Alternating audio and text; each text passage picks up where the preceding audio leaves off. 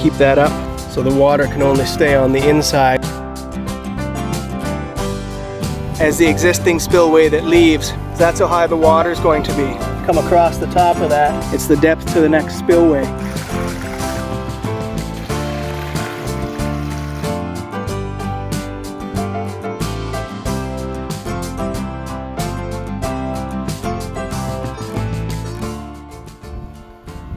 Okay, so adding a length of stream basically between two existing ponds. It's the upper wetland pond, which has a current stream that goes around in front of those evergreens and comes out to a waterfall where that green ball is floating. I'm going to add another stream here, add a bit of circulation to this little pond, and just because it'll look kind of cool. Do some demonstration on adding in a stream feature and overlapping to make sure you don't have any leaks. Take a look at that. So this is creating the final spillway into the existing lower pond. I had to expose the liner. The geotextile, move the rocks out of the way and pull this back. There's going to be a tiny little stream. It's for demonstration purposes. It's going to be sort of like a little 6-inch wide spout coming through here that almost acts like a jet instead of a full-out stream, just to give some circulation over here. So I had to pick a point where this is going to enter this little pond, and really that's determined by getting down low enough so that this existing liner can get up and over and sit on the flat of this next shelf, and then my new liner can come in and overlap and hang down here, you know, at least 6 to 8 inches down into the pond and up over these sides here, up in here, and hide a rock in here so that no water can get out through this little spot. I'll keep an eye on that when the time comes. Same as on that side. So now the important part, so this is our final the spillway elevation. If we're going to do some liner overlapping, which I will be doing here, sort of because I want to use up some old liner I have, and nowadays it's a couple bucks a square foot. And then also I can demonstrate overlapping to make sure you don't have leaks. So this little step might get dug down a little bit further, but you see the next big step over by that shovel. So the important thing, you often hear that you need at least a 6-inch shelf, and you can see from here that that's close to a foot over there, but that's not what really matters. What matters is the height of that shelf above the next drop in elevation. That's how high the water is going to be.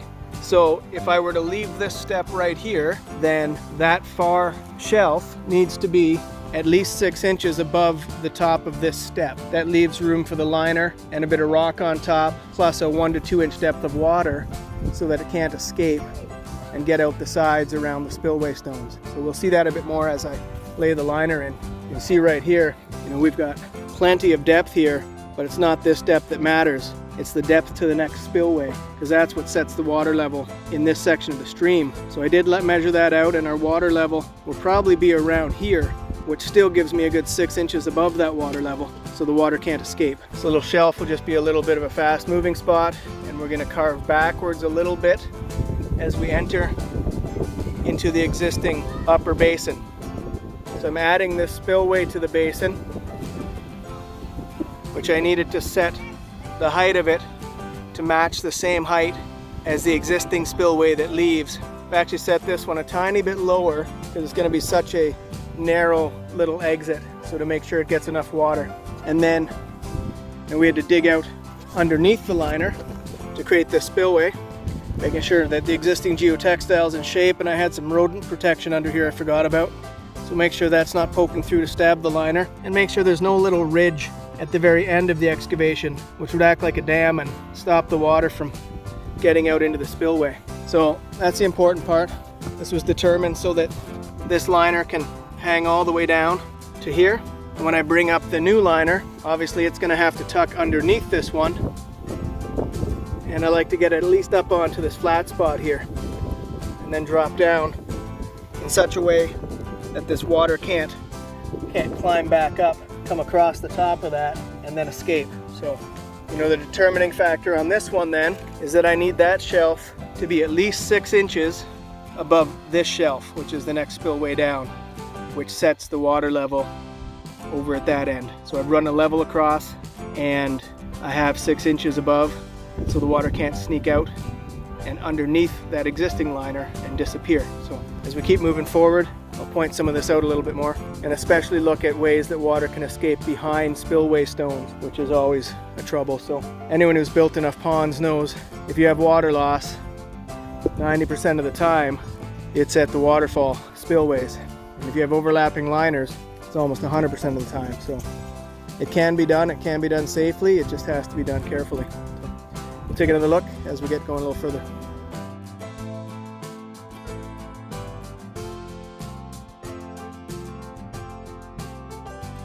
I've gotten started on rocking this little creek, made sure the overlaps were all done properly with enough elevation change between the lower spillway and the next drop. Starting with the little skinny creek that's going to come through into this pool. You see the water flow is basically going to be that little gap between small little quick moving thing, just for a fun little feature. Keep filling in between here and put a little layer on the bottom. There's sort of this main spillway coming out. Just be a bit of a rapids between these two larger rocks. The real thing to look at here that often causes problems is the upper liner. And we have to make sure the water stays in this liner until it gets down below here. So if this upper liner, when we rock this out, ends up some way funny over here, the water's going to come, get over it, and then run back to the liner beneath, which is where you'll lose water. It'll disappear on you. So it's really making sure that this liner is up, soil behind it, rocks in front of it, so the water can only stay on the inside, and then once it gets over, it can't escape. You also have to be very careful looking behind your rock here. If this ends up getting pushed down, I mean, at this point we've got this one to catch it, but it's often a spot where water gets lost. If it's in a stream and a waterfall, it's almost always behind these spillway stones with something happening with that liner not being put in the right way. It's a key thing to watch out for. You know, this one is not as precarious. You see we've got lots of liner here to keep that up. So this one, I may just adjust and move these little stones and shimmy this big guy over that way a bit more to make sure I don't have any chance of water escape. And then obviously at the next overlap as well, because that's a liner going underneath the existing wetland liner, we'll have to be careful of the exact same thing. That's where you typically will lose water. And again, it's not the elevation difference at the back there, it's the elevation difference from the next spillway to the top of that spillway. That's what counts. If you have 4 inches of height just at that far spillway, but this here is actually 4 inches higher to create that little back pool, you're going to lose water. It's going to creep up and over. So little things to be careful of, but if you get them right when you build the stream, you don't have to go back 3 or 4 times to find the leaks. It's not any kind of fun. You're giving a little test on this. So that before it's even foamed and the rest of the bottom rock put in and all buttoned up on the sides. You can really see then, make sure it's flowing properly and not leaking is the main thing.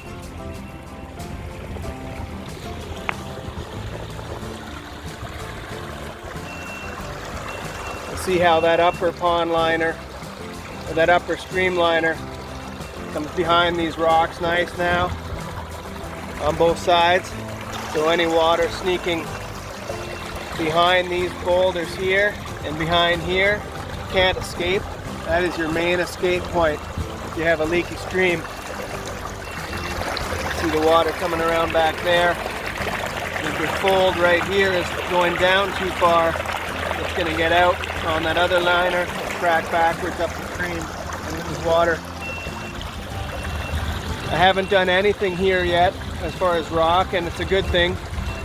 I want to make sure the flow rate was comparable to the other spillway, and this one right now is too low, so we're not getting any water coming out the other side at all, the other spillway. So I can just flip this liner back and tuck a little ridge of dirt underneath here right at the edge of the wetland. Doesn't take much. You can see at the other spillway it's getting ready to leave. Just a tiny bit is leaving, so you can equalize those two out a little bit.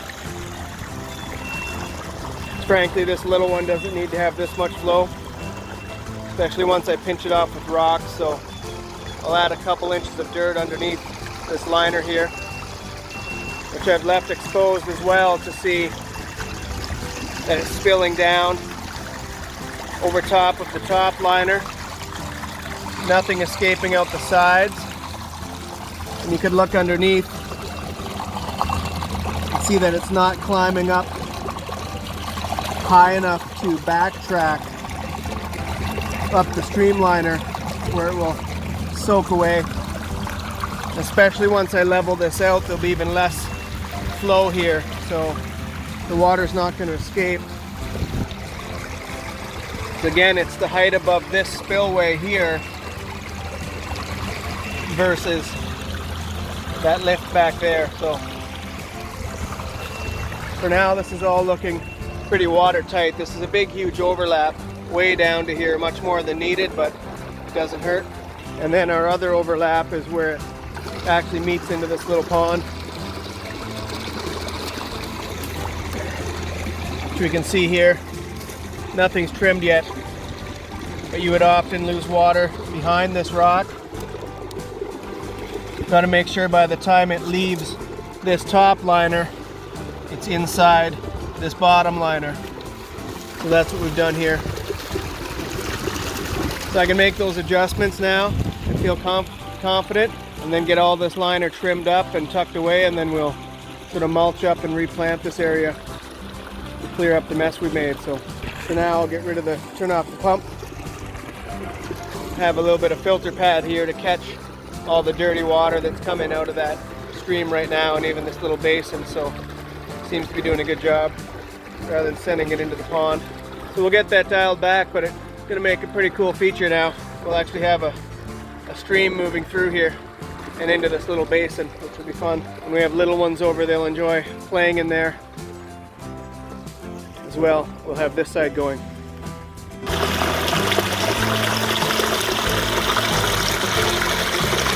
A few weeks have gone by, maybe more. Got busy with a bunch of other stuff.